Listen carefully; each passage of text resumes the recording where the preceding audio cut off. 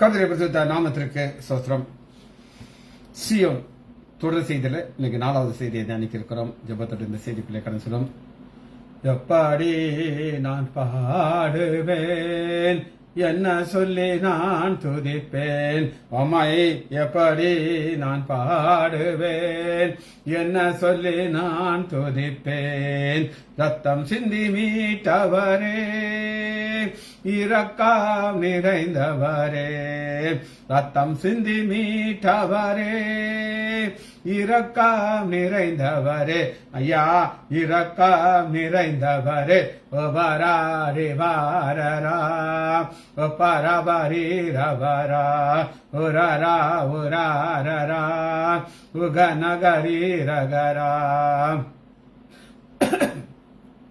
உந்தன் பாதம் அமர்ந்திருந்து ஓயாமல் முத்தம் செய்கிறேன். வந்தான் பாதம் அமர்ந்திருந்து ஓயாமல் முத்தம் செய்கிறேன்.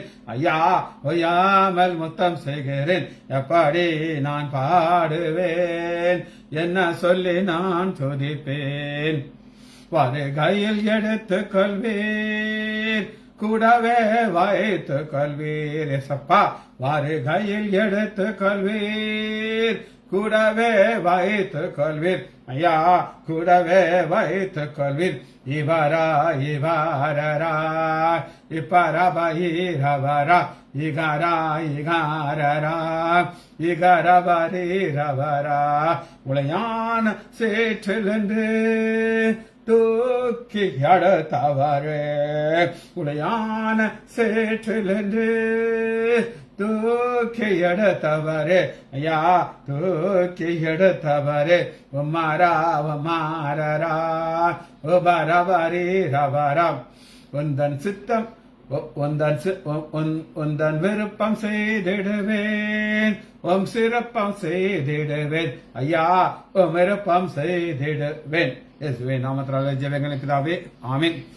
கர்த்தருடைய பரிசுத்த நாமத்திற்கு ஸ்தோத்திரம். லீலா பிரைஸ்லாட், நாகரத்னம் அம்மாள் பிரைஸ்லாட். சியோன் அப்படிங்கிற ஒரு செய்தியை நம்ம தொடர்ந்து தியானித்துக் கொண்டிருக்கிறோம். சியோன், இந்த சியோன்ல நம்ம என்ன பார்க்கிறோம் அப்படின்னு கேட்டீங்கன்னா, ஒரு பாதையை ஆண்டவர் வைத்திருக்கிறார். அந்த பாதையில ஆண்டவர் என்ன செய்யறாருன்னா, அந்த பாதையின் வழியாக செல்ல வைக்கிறார். அது என்ன பாதைங்கிறத நம்ம ஷார்ட்டா பார்த்துட்டு இந்த செய்திக்குள்ளே கடந்து செல்வோம்.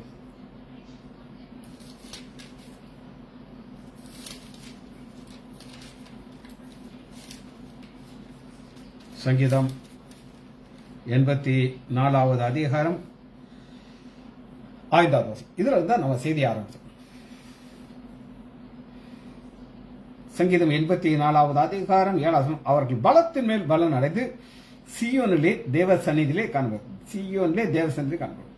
இந்த சியோன்ல தேவ சன்னிதானத்துல வாழ்ந்து சேர ஒரு பாதையின் வழியா செல்கிறார்கள். அது என்ன பாதைன்னா, கண்ணீரின் பாதை. கண்ணீர், பாடுகள், வேதனைகள், ஏமாற்றங்கள் நிறைந்த பாதை.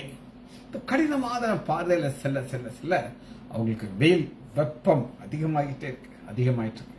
அதனால அவங்க என்ன செய்யறாங்க அப்படின்னு கேட்டீங்கன்னா, நீர் ஊற்றை தோன்றுகிறார்கள். 6வது சங்கீதம் 84:6. அழுகையின் பள்ளத்தாக்க ஒருவே நடந்து அதை நீர் ஊற்றாக்குறாங்க. நீர் ஊற்றுனா அவர்களுடைய எஃபர்ட், அவர்கள் ஒரு எஃபர்ட் செய்யறாங்க. அதுதான் ஒரு சின்ன நீரூற்று. நான் ஒரு சின்ன எஃபர்ட் போடுகிறேன், அது நான் தூண்டுகிற நீரூற்று. ஒரு எபிரேயர் கிளாஸ் இருக்கிறேன், அதை நான் டீச் பண்றேன். ஒரு போர்டில் எழுதினேன். அதில் என்ன ஆயிடுச்சுன்னா, அந்த கிளாஸில் நான் எழுதினப்ப இங்கே வச்சா என்ன தெரியுது, ஆனால் ஏன் மூஞ்சி தான் தெரிஞ்சிச்சு. நம்ம ஸ்டீஃபன்கிட்ட கேட்டேன், என்ன ஸ்டீஃபன் இப்படி இருக்குன்னு. ஒரே செகண்ட் தான் ஸ்டீஃபன் இந்த மாதிரி ஒரு இது எடுத்தாரு, அதை அப்படி வச்சாரு, என் மூஞ்சி மறைஞ்சிச்சு. லெட்டர் 3 இதுக்கு அந்த ஏற்ற நேரத்தில் ஒரு உதயம் அனுப்புற இந்த குழியை தோன்றதுக்கு ஆனால் ஊற்று வருது. அந்த ஊற்றின் பேர் எபிரேயர் கிளாஸ். உங்களுக்கு பிரயோஜனமா இருக்கோ இல்லையே, எனக்கு பிரயோஜனம். அப்ப நாம் செல்ல வேண்டிய பாதையில நாம் தோண்ட வேண்டிய ஒரு ஊற்று இருக்குது. அந்த ஊற்றை நம்ம தோண்டி பாதையில போகும்பொழுது ஆண்டவர் என்ன செய்கிறார் அப்படின்னு நீங்க கேட்டீங்கன்னா, மலைகளை குளங்களை மலைகளை மழை கிடையாது, மலைகளை இங்கிலீஷ்ல ரெயின் ஆல்சோ. அந்த ஆல்சோனா நம்ம செய்யற எஃபர்ட்டை நம்ம பண்ணிட்டே இருக்கிறோம். ஆண்டவர் மலையை அனுப்புகிறார். அந்த மலையின் பேர் என்ன அப்படின்னு கேட்டீங்கன்னா, இன்னைக்கு நம்ம அந்த மலையை பார்க்க போகிறோம். சரி, ஆண்டவர் அந்த மலைக்கு ஒரு பெயர் வைத்திருக்கிறார். மலைக்கு என்ன பேர் வச்சிருக்கிறார்? வாசிப்போம். சங்கீதம் 68வது அதிகாரம். சங்கீதம் 68வது அதிகாரம் 9வது வசனம். தேவனே சம்பூரண மழையை பெய்ய பண்ணிரு. சம்பூரண மழை. இந்த சம்பூர்ண மலையில என்ன ஒரு அடிஷனல் திங், என்ன ஒரு ஆசீர்வாதம் இருக்குன்னா, அந்த மழை பெஞ்சி ஆசீர்வாதத்தை கொடுத்துச்சுன்னா அப்புறம் ஒரு சரிவு இருக்காது. சரிவுனா என்ன நான் சொல்றேன். ஓட்டத்தை ஓட ஆரம்பிக்கிறோம். ஒரு சிலர் ஓடிக்கிட்டே இருப்பாங்க, காணா போயிடுவாங்க. திடீர்னு வருவாங்க, காணா போயிடுவாங்க. அந்த பிரச்சனை இருக்கு, இந்த பிரச்சனை இருக்கு, அப்படி இருந்துச்சு, இப்படி இருந்துச்சு. ஒரு காலத்துல நீ ஆண்டவர் ஆசீர்வதிச்சாரு, எங்க அக்கா கல்யாணத்தை நடத்தி தந்தாரு. ஆனா அதுல ஒரு சரிவு வந்துடுது. ஆனா சம்பூரண மழை அப்படின்னு ஒரு மலையை பெய்ய ஆரம்பிச்சிச்சுன்னா சரிவே இருக்காது. இதுதான் ரெண்டுக்குள்ள ஒரு வித்தியாசம். மழை என்ன செய்யும்? ஒரு புத்துணர்ச்சி கொடுக்கும். நான் என்னுடைய அனுபவத்தை நான் உங்களுக்கு சொல்ல முடியும். நேற்று இன்னைக்கு காலையிலே ட்ரிசில் பண்ணிட்டே ஆச்சு. காலையில் 8 மணிக்கு மெசேஜை முடிச்ச உடனே முப்பட்டு எடுத்துட்டு நான் போறேன். அப்படியே லேசா மழை பெய்யுது. டாக்டர் சொன்னாங்க, நீங்க போகாதீங்க, காய்ச்சல் வந்துடும், சிக்காயிருவேன். ஏமா நான் ஸ்விம்மிங் பூல தண்ணிக்குள்ள தானே கிடக்க போறேன்ட்டு. அதில் அப்படியே நீந்த போது பார்த்தீங்கன்னா முன்னாடி அட்டி வெயில் மண்டையை பிறக்கும். ஆனா ஆண்டவர் மழையை கொடுக்குறார். ட்ரிசில் அப்படியே ஸ்விம் பண்ணும்போது ஒரே சந்தோஷம்.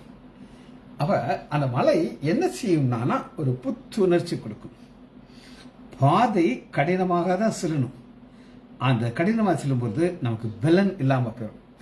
ஏன் பலன் இல்லாம போகுதுன்னா ஒரு சோர்வு வந்துடும்.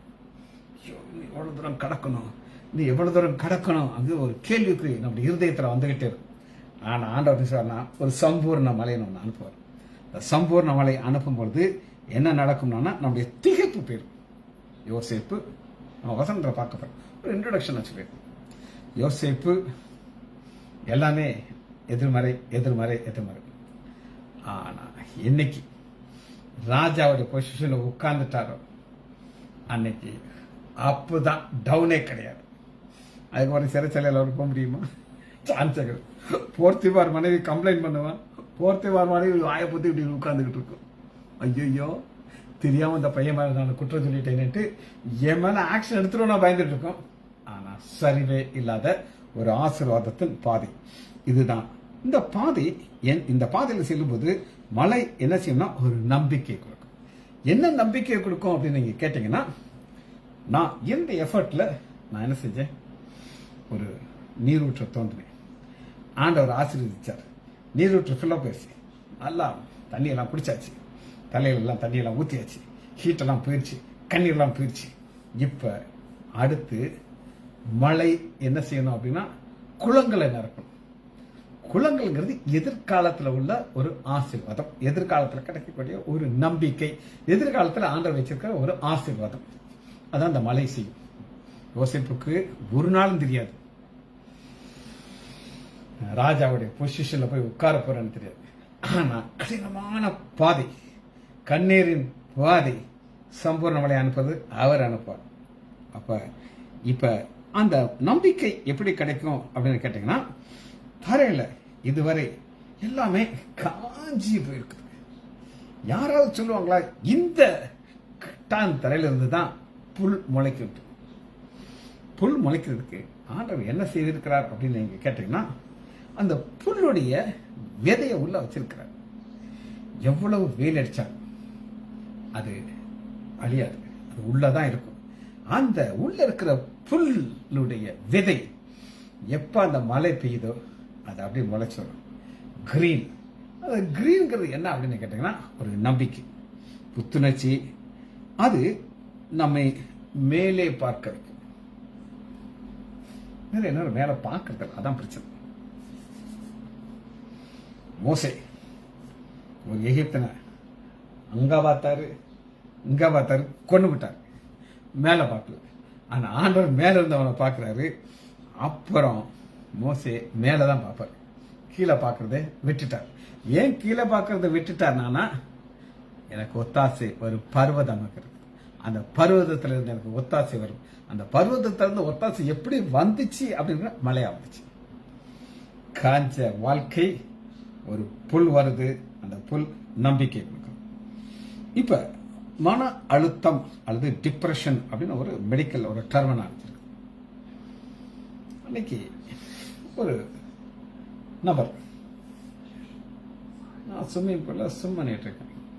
அவர் எங்கிட்ட வந்து கேட்டாரு, அங்கிருந்து என்னையே பார்த்துட்டு இருந்தார், நீங்க தான் டாக்டர் சுஜித் லைசாண்டர் ஆர்த்தோபெடிஷனா?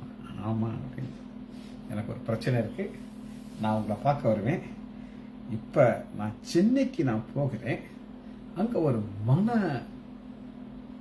தத்துவ டாக்டர்கிட்ட நான் அப்பாயின்மெண்ட் வாங்கியிருக்கேன், என்னுடைய ப்ராப்ளம் இருக்குது, அதை அவர் சால்வ் பண்ண போறேன். எனக்கு நான் ஷாக் ஆயிடுச்சு. பார்த்தா ஆளு ட்ரிம்மா இருக்காரு, என்னை ரெகனைஸ் பண்றாரு, நான் யாரை கண்டுபிடிக்கிறாரு. ஆனா அவருக்குள்ள ஒரு மன அழுத்தம் இருக்குது. அந்த மன அழுத்தம் அங்க சொல்றது என்னன்னா ஒரு டிப்ரெஷன். அது 2-3 வகையா வெளியே வரும். ஒரு அக்ரஸிவா வருவாங்க. அக்ரஸிவானா பயங்கர ஒரு கோபம் வரும், ஒரு வைராக்கியம் வரும், சண்டை போடுற குணம் வரும், கல்ல விட்டாலாம் எரிவாங்க. அது ஒரு கேரக்டர்.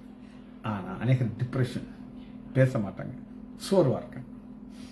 என்னுடைய ஒரு சொந்தக்காரர் எடுத்துரு, அவருக்கு கொஞ்சம் கிட்னியில ப்ராப்ளம் வந்துருச்சு.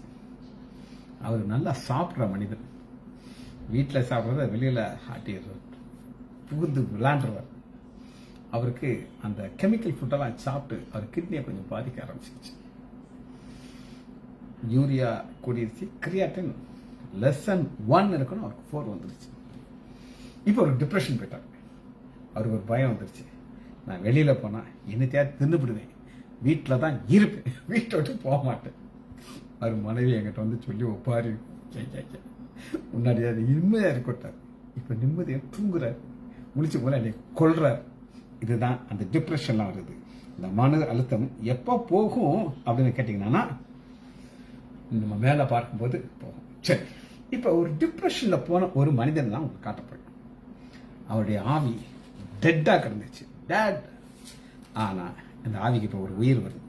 அது யார் பாப்போமா? ஆதியாகம் 45வது அதிகாரம் 27வது வசனம். ஆதியாகம் 45:27 கடைசியில் பாருங்க. அவன் கண்டபொழுது அவர்களுடைய தகப்பனாகிய யாக்கோபின் ஆவி உயிர்த்தது. பாத்தீங்களா, உயிர்த்தது. யாக்கோபு உயிரோட தான் இருந்தார், உயிரோட தான் இருந்தார். ஆனா ஆவி டெட்டா இருந்துச்சு, டிப்ரெஷன், அழுத்தம். நான் போயிடுச்சு, எனக்கு எதுவுமே இல்லையே, எதுவுமே இல்லை. எப்ப அப்படி ஆவி உயிர்த்ததுன்னா, இந்த முந்தின வசனத்தை நீங்க வாசிங்கன்னா, ஆதியாகமம் 45:27 அவர்கள் யோசேப்பு தங்களோடு சொன்ன வார்த்தைகள் யாவையிலும் அவனுக்கு சொன்னபொழுது தன்னை ஏற்றி கொண்டு போகும்படி யோசேப்பு அனுப்பின வண்டிகளை தகப்பனாய் அவன் கண்ட பொழுது 2 காரியம் நடக்குது. ஒரு நியூஸ் வருது, நல்லது எவிடன்ஸ். இவர் ஆனா இவரை எல்லாரும் ஏமாத்தி ஏமாத்தி ஏமாத்தி ஒரு டிப்ரெஷன்ல இருக்காரு. இப்ப நியூஸ் மட்டும் வந்துருந்துச்சுனாலும் இவர் நம்ப மாட்டார். நீங்களாம் பொய் பேசிங்க, யாயத்தான் பொய் தான் பேசுவீங்கட்டு. இங்க வெறும் வா இண்டி வண்டின்னு போட்டிருக்கு. ஆனா நான் சொன்ன இது வெறும் வண்டி கிடையாது, இந்த மாட்டு வண்டியில இருக்கேன்னா இது எப்படி இருக்கும் அப்படின்னு கேட்டீங்கன்னா, ராஜாவுடைய அரண்மனையில இருந்து வருகிற பெஸ்ட் ரதங்கள். அது எப்படி இருக்குன்னு எனக்கு தெரியாது, ஆனா சுப்பீரியரா இருக்கும். யோசிச்சு பாருங்க, கார்கள்லாம் பல வகையான கார்கள். நாங்க ஒரு கார் வச்சிருக்கோம், நல்ல கார், பெஸ்ட் கார். ஆனா அதெல்லாம் சில லட்சங்கள் தான். ஆனா பல கோடிக்கு கார். அந்த கோடிக்குள்ள கார் அது போகும்போது அந்த சவுண்ட் போகும். நம்ம கார்லயே எவ்வளவு வித்தியாசம் இருந்தா, ராஜாவுடைய அந்த அரண்மனையிலிருந்து வருகிற வண்டி எப்படி இருக்கும் அதை பார்க்கிறார். 2 காரியம், நியூஸ் ஒரு செய்தி, 2 எவிடன்ஸ். பார்த்தாரா, இனி அதை நான் நம்புவேன், அப்படி ஆவி உயிர்த்தது. சரி, இப்ப இங்கிலீஷ்ல ரிவைவ்ட், அது திரும்ப வருது. இதைத்தான் நம்ம பார்க்கணும். ஒரு மழை ஒரு உற்சாகத்தை கொடுக்குது, நம்பிக்கையை கொடுக்குது, நமக்கு ஒரு புத்துணர்ச்சி கொடுக்குது, நம்மளை உயிர்ப்பிக்கிறது. சரி, இந்த கடினமான பாதையை நம்ம ஷார்ட்டா பார்க்க போறோம். இவரு யாக்கோபு அவள் சாதாரண ஆளாம் கிடையாது. ஃபர்ஸ்ட் அவருடைய வாழ்க்கையில எங்க பிரச்சனை ஆரம்பிச்சதுன்னா, ஒரே மகள் தியானால். ஆதியாகமம் 34வது அதிகாரத்துல அவளை தீட்டுப்படுத்தினான். 34வது அதிகாரம் ஒரு திருமணமாகிற மக, அந்த மக தீட்டுப்படும் பொழுது தகப்பனுடைய இதயம் வேதனையில வெடிச்சிடும். அது ஒரு பக்கம் நடந்திருக்கு. லேவி என்ன செய்றாங்க அப்படின்னு கேட்டீங்கன்னா,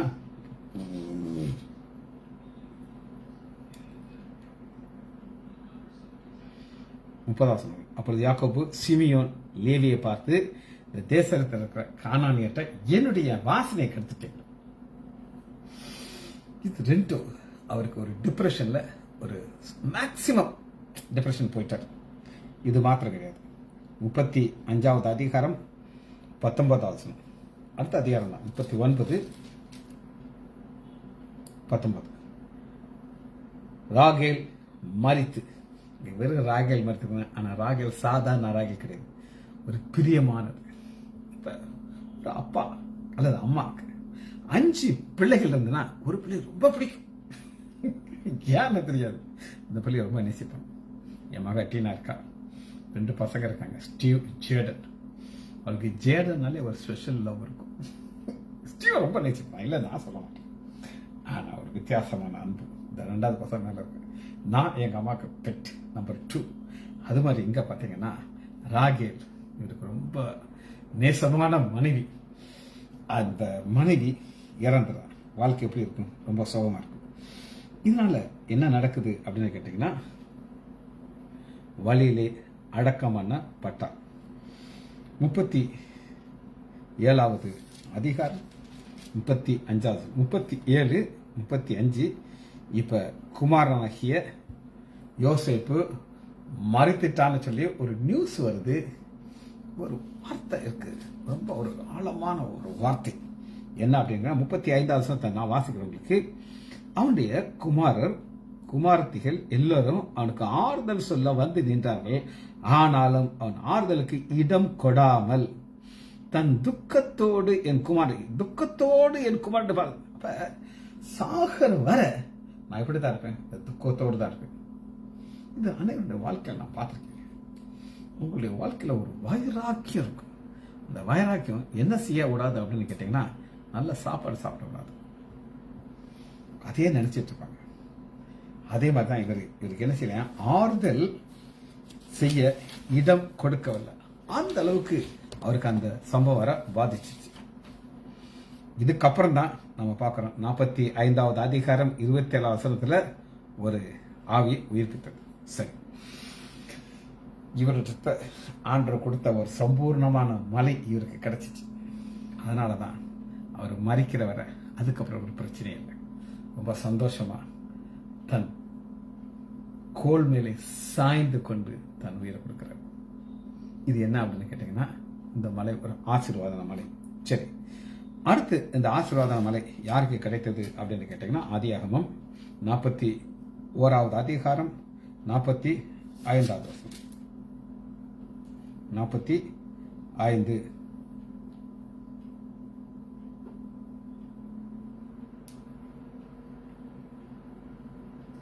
மேலும் பார்வோன் யோசேப்புக்கு சாப்பாடு ஒரு திருமணம் நடக்குது. இந்த திருமணம் யாரும் கொடுக்க மாட்டாங்க. இவரு யோசேப்புக்கு ஆசாரியன் பொத்திபாருடைய குமாரத்தி ஆசாத்தை திருமணம். நான் என்ன நினைக்கிறேன் அப்படின்னு கேட்டீங்கன்னா, ஒரு ஆசாரியன்னா ஒரு பெரிய பொசிஷன்ல உள்ள அவங்க சொந்தக்காரங்களாம் சொல்லியிருப்பாங்க, ஆசனாத் பாவைய அந்த பொண்ணை அந்த காமக்காரன்ட்டா கொடுக்குறேன். எவ்வளவு மோசமானா போர்த்திபார் வீட்டில் இருக்கும்போது அவர் பொண்டாட்டியே கை போட்டான் அப்படின்னு சொல்லி இவர் இருதயத்தை உடைச்சி தான் சொல்லுவாங்க. ஆனாலும் இவர் தைரியமாக தான் மகளை கொடுத்தாரு.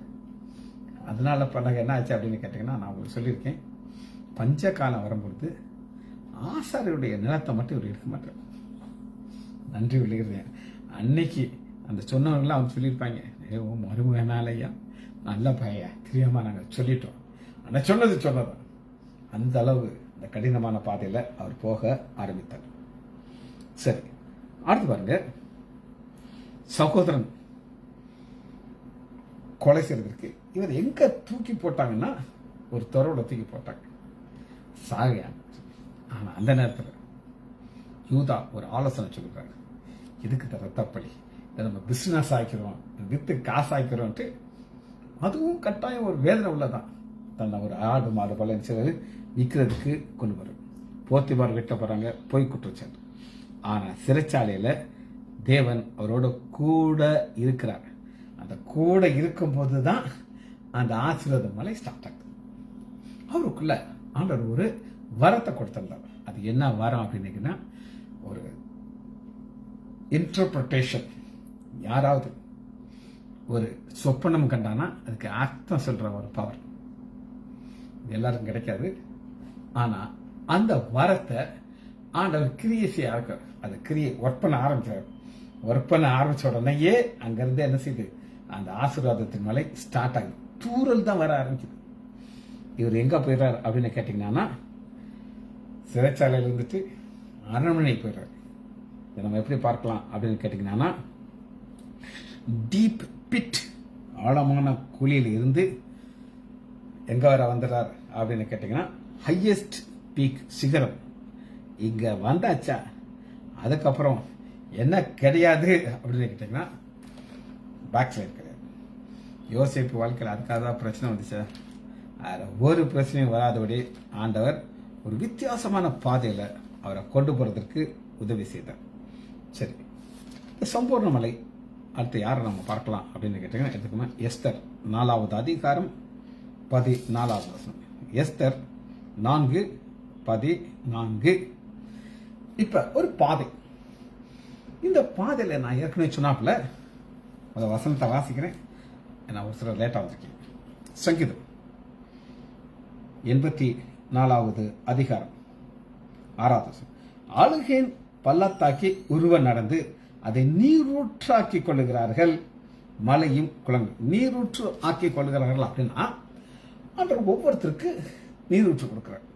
நீதான் தோண்டணும் அப்படின்ட்டு. இங்க ஒரு ஜெபம்ங்கிற ஒரு நீரூற்ற எஸ்தர் பண்றாங்க. அதான் நம்ம பார்க்கணும். 16 எஸ்தர் 4:16. நீர் போய் சூசான் இருக்கிற யூதர்கள் எல்லாம் கூடி வரிச்சு 3 நாள் அல்லும் பகலும் புசியாமலும் எனக்காக உபவாசம் பண்ணுங்கள், நானும் எங்கள் தாதிமார்களும் உபவாசம் பண்ணுவோம். இதுதான் ஒரு நீரூற்று. இது யார் தான் தோண்டணும்? எஸ்தர் தான் தோண்டணும். இதை தோண்டும் போது ஆண்டவர் கண்களில் கிருபை கொடுக்கிறாரு. நேர ராஜாவும் சமூகத்துக்கு போயிடுறாங்க. 4வது அதிகாரம் 1 வசனத்துல ஒரு வித்தியாசத்தை நான் உங்களுக்கு காட்டுறேன். இப்போ ஒரு நியூஸ் வருது. என்ன நியூஸ் வருதுன்னு கேட்டீங்கன்னா, இந்த யூதர்கள் எல்லாம் அழிக்கப்பட போகிறார்கள் அப்படின்னு சொல்லி. அப்ப மொர்தெகாய் என்ன செய்யறாரு அப்படின்னு கேட்டீங்கன்னா, நடந்த யாவையும் மொர்தெகாய் அறிந்த பொழுது மொர்தெகாய் தன் வஸ்திரத்தை கிழித்து ரட்டு உடுத்தி சாம்பலில் போய் உட்கார்ந்து நகர்த்து. அப்ப ரட்டு உடுத்தி தான் ஜெபிக்கிறார். முதல் நம்ம ஜெபிக்கணும், அப்புறம் தான் மற்றவங்க ஜெபிப்பாங்க. ஆனா நம்ம என்ன செய்வோம்? நம்ம கிடையாது, அநேகர். ஒரு ஊழியக்காரர் எம்மோ இருந்துச்சாங்க காலத்துல. இப்பெல்லாம் ஜிபேல அனுப்பிடுவாங்க. அனுப்பி ஒரு 500 ரூபா அனுப்பிடுவாங்க, 400 ரூபா அனுப்பிட்டு, பிரதர் 1 வாரம் எனக்காக நீங்க உபவாசம் இருந்து ஜெபம் பண்ணுங்கன்னு சொல்லிடுவார். அதெல்லாம் இங்க மொர்தெகாய் ஜெபம் பண்றாரு. அப்புறம் தான் எஸ்தர் ஜெபிக்க ஆரம்பிக்கிறாரு. 4வது அதிகாரம் 3வது வசனம் பாருங்க. அப்பொழுது எஸ்தரின் தாதிமார்களும் அவருடைய பிரதானிகளும் போய் அறிவித்தார்கள்.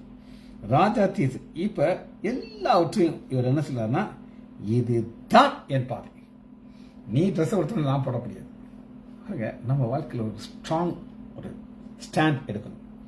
நெக்ஸ்ட் டார்கெட் பாருங்க. 4வது அதிகாரம் 14வது வசனத்துல உனக்கு இந்த ராஜா மேன்மை கிடைத்ததற்கு நீ தோன்றணும், நீதான் நீரூற்று தோன்றணும். இதுதான் ஒரு பிளாட்ஃபார்ம். இதுல இருந்து தான் ஆண்டவர் சொல்றாரு, பிளாட்ஃபாரத்தில் உட்கார்ந்த முருகதாய பேலஸ்குள்ள கொண்டு வந்தார். இந்த பேலஸ்குள்ள எப்படி கொண்டு வந்தார் அப்படின்னு கேட்டீங்கன்னா, 6வது அதிகாரம் 1 வசனத்தை உங்களுக்கு 6:1. அந்த ராத்திரியிலே ராஜா ஒரு சம்பவத்தை ஆண்டவர் நினைவு கொடுத்துறாரு. இப்ப ஃபர்ஸ்ட் அவருக்கு என்ன கிடைக்குது அப்படின்னு கேட்டீங்கன்னா,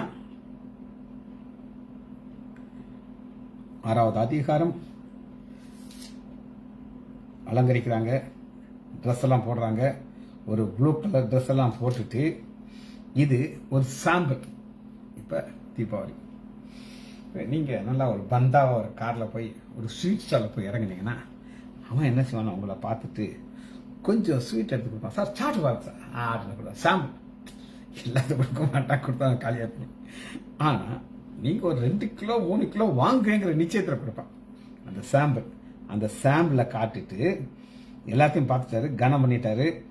இப்ப 12வது வசனம், முருகதாய் ராஜாவினுடைய அரண்மனை வாசலுக்கு திரும்பி பேக் டு திஸ் பிளேஸ். அவங்க சொல்றாரு, நான் அந்த ஆசீர்வாதத்து மேலே சாம்பிள் காமிச்சிருக்கேன், இனி அது எப்படி அது உனக்கு வரப்போதும் அப்படின்னு கேட்டீங்கன்னா, 8வது அதிகாரம் 15வது வசனத்துல இதே ஆசீர்வாதம் பெர்மனண்டா கிடைக்க பாருங்க.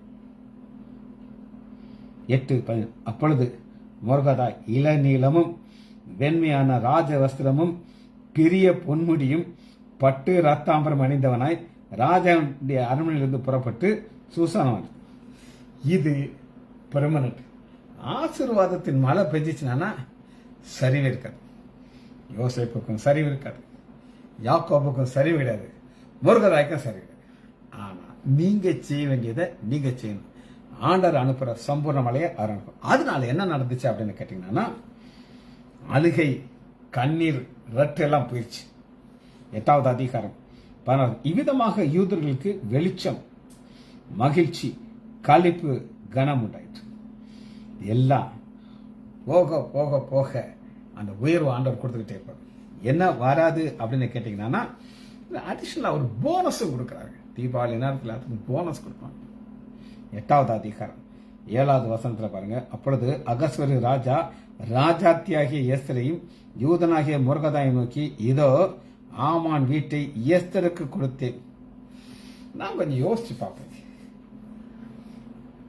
சந்திரபாபு அப்படின்னு ஒரு சினிமா ஹீரோ ஒருத்தர், ஹீரோ ஒரு காமெடியன். அந்த காலத்துல அவர் ஒரு வீடு கட்டியிருந்தார். சென்னையில் இல்லை, இந்தியாலேயே யார்ட்டையும் அப்படி ஒரு வீடு கிடையாது. அது என்ன அப்படின்னு கேட்டீங்கன்னா, அவர் ரொம்ப ஸ்பெஷலிஸ்ட் தான். கார் ஓட்டுறது, ஒரு ஃபியட் கார் வச்சிருப்பாரு, அது ஸ்டைலாக ஓட்டுவார். அவர் இன்ஜினியர்கிட்ட பிளான் பண்ணி கார் போர்ட்டுக்குள்ள வந்து அப்படியே கார் போகணும் சுற்றி, அப்படியே சுற்றி சுற்றி சுற்றி சுற்றி சுற்றி 3rd ஃப்ளோர்ல தான் அவர் ரூமா. நேரா அந்த ரூம்ல என்ன பெட்ரூம் போயிடுவார். பார்த்துக்கணும். சந்திரபாபு கடைசியில் சாகும்போது பட்டினி கிடந்து சாப்பாட்டு வழியெல்லாம் அவர் இறந்தார். ஆனா வாழும் பொழுது இவ்வளவு ஸ்டைலா வாழ்ந்தார். ஒரு சாதாரண ஒரு சினிமா நடிகனை இந்த அளவு செஞ்சார். ஆனா ஆமானுடைய வீடு எப்படி இருக்கு என்னால கற்பனை பண்ண முடியல. யோசிச்சு பாருங்க, என்னென்ன ஃபெசிலிட்டிஸ் இருக்கோ அத்தனை வச்சிருப்பாரு. ஆனா ராஜாத்தி எஸ்தருக்கு ஃப்ரீ வச்சுப்பாப்பா, ஜபிச்சு முடிப்பாமா. மகா இறக்குமோ கருதன்ல பிதாவே உண்மை துதிக்கிறோம் ஐயா, நீ நல்லவரையா, இரக்கமுள்ளவரையா, ஆசீர்வதிக்கிறீரையா, எங்களை நேசித்து எங்களுக்கு ஒரு சம்பூர்ண மலையை நீர் தருகிறேன் என்ற விசுவாசத்தோடு முடிக்கிறோம் ஐயா. எங்கள் வாழ்க்கையில விசுவாசத்தை தொடக்கிறவர், எங்கள் வாழ்க்கையை விசுவாசத்தை முடிக்கிறவன் எங்கள் ஆண்டவராகிய இயேசு கிறிஸ்துவை நோக்கி நாங்கள் எங்களுக்கு நியமிக்கப்பட்ட நீரூற்றினங்கள் தோண்டி தோண்டி தோண்டி அந்த மலையும் நாங்கள் பெற்றுக்கொள்வோம் என்ற நிச்சயத்தோடு வருகிறோம். பிள்ளைகள் ஒவ்வொருவரையும் என் ஆண்டவராகிய இயேசு கிறிஸ்துவின் நாமத்தினாலே ஆசீர்வதிக்கிறேன். இயேசுவின் நாமத்தினால் ஜெபங்கள் பிதாவே. ஆமேன், ஆமேன், ஆமேன்.